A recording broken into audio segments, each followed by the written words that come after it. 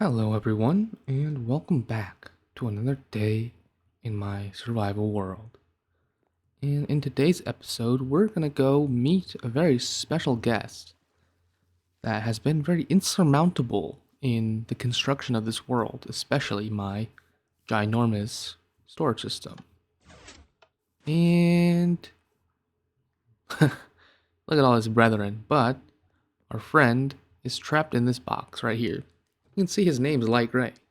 That's because he's a mason villager that sells both variants of the light gray terracotta.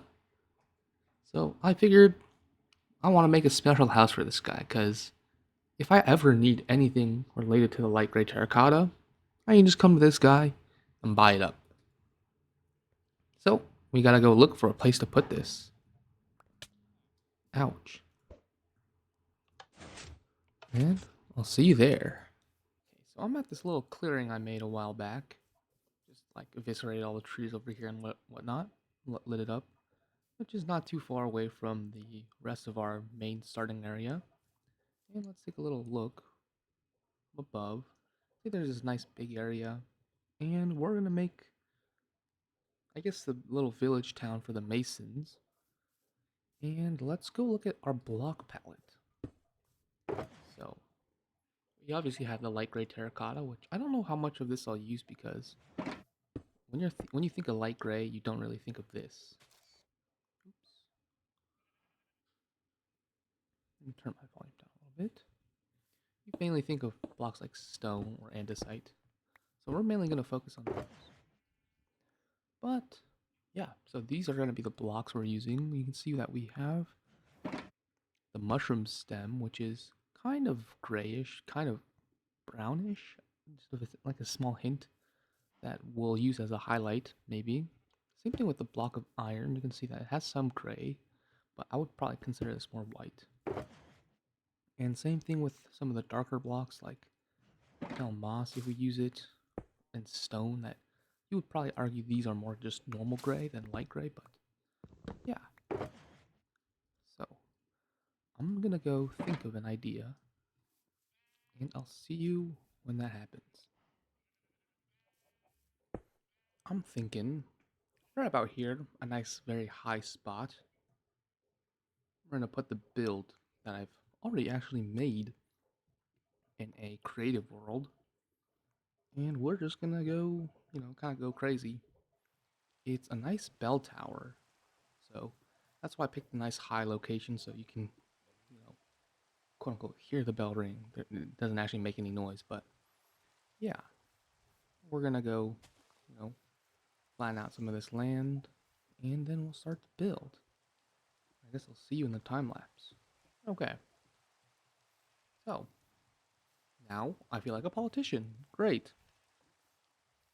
Have a problem? Just cover it up. So we'll probably terraform a little bit of this after, but I'm gonna start placing our big clock tower in. And I hope you guys. Oh my goodness! Somebody help! I'll see you guys in the time lapse.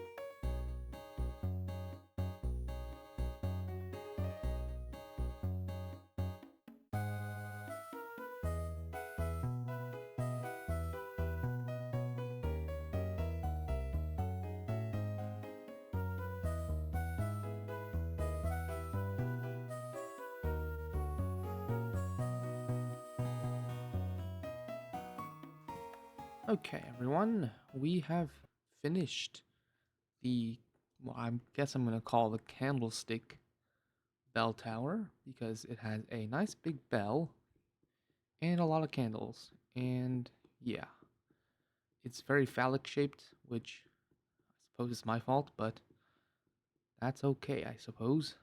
But yeah, right now I'm kind of making this base a little bit cooler. I'm planning on maybe adding some water down here. Add some mossy stone bricks.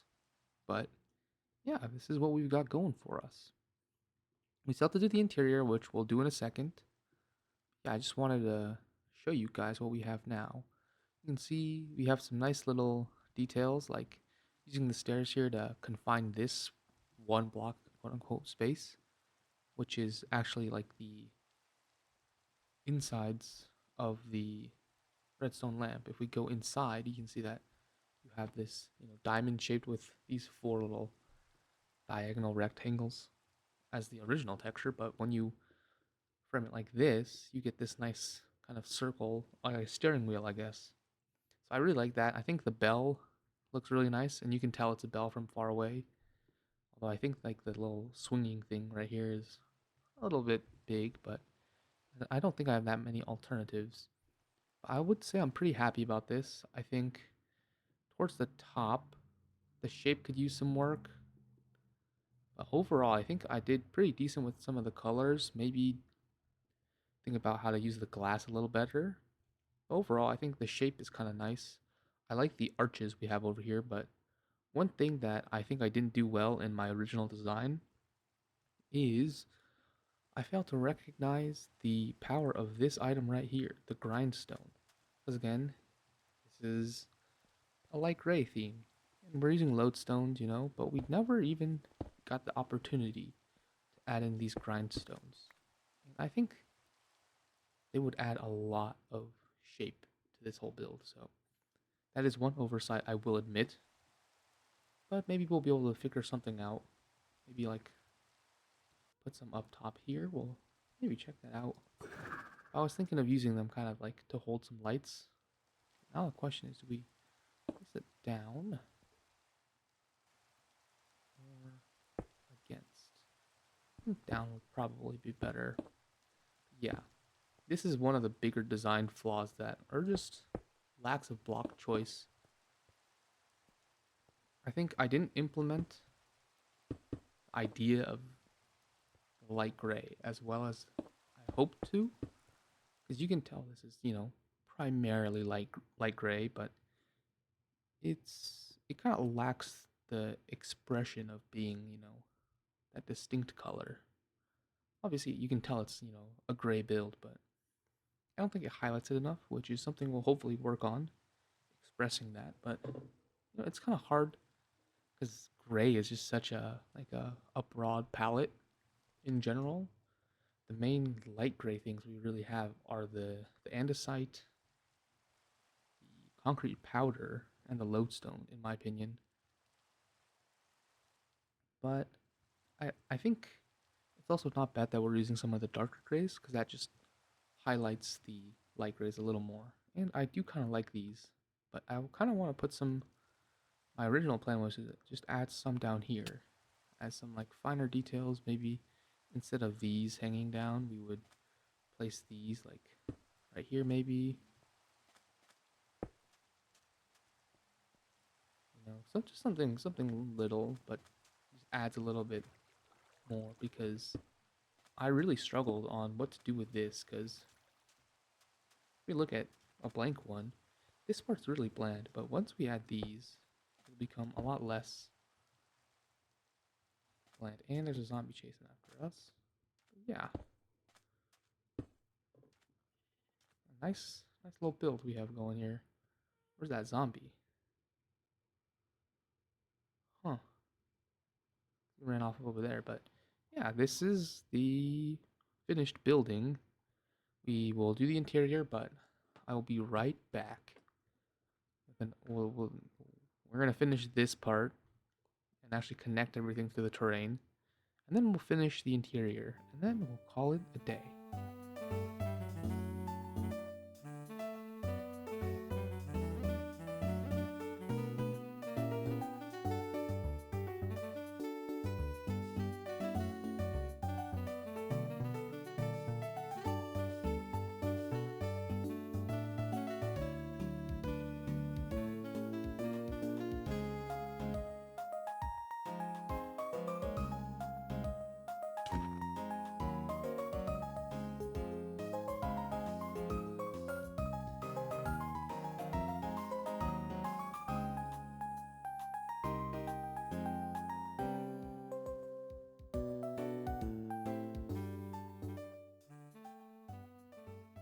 Bing, bang, boom. Look at that. We are looking good. So I added this water feature just because, first of all, I love the water features because it lets me do this, and also it'll tie into the terrain a little better. So we use all kinds of blocks. This one makes me really sad because I spent so long thinking about all the different blocks I wanted to use, and I really tried to get all the plausibly light gray blocks. And I even forgot the grindstone, as we just saw. But I also forgot about the pale oak leaf. So we had a little bit of that. And yeah, we can see that we have this little terrain. They just kind of smoothing it out, adding this rock formation basically.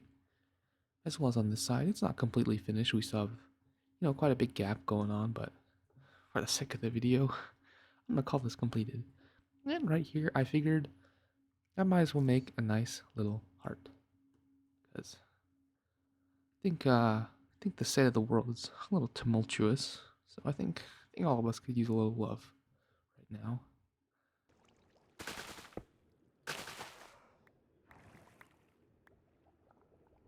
Bada bang, bada boom. And that finishes it. We can go drop off a lot of these blocks. Kind of haphazardly, to be honest.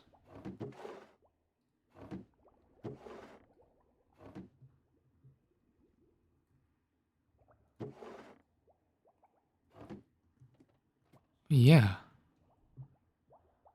This is pretty nice. This is pretty nice.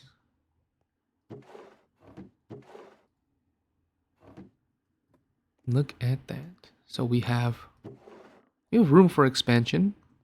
We have 4 more blocks we can add if they come. But okay,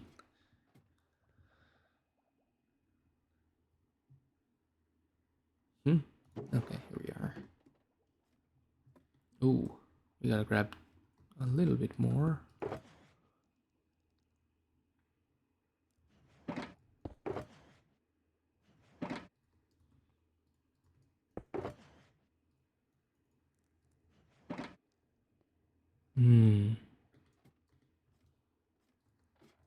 Grab mossy stone brick.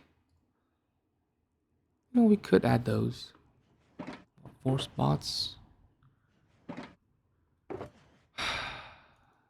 I guess I will.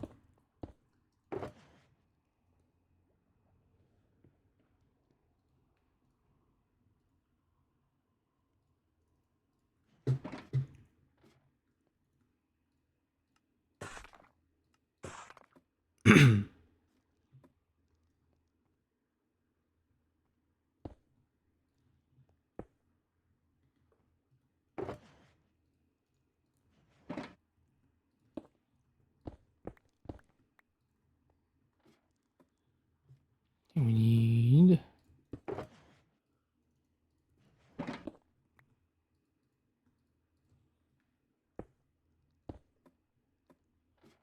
now we need stone, and that's it.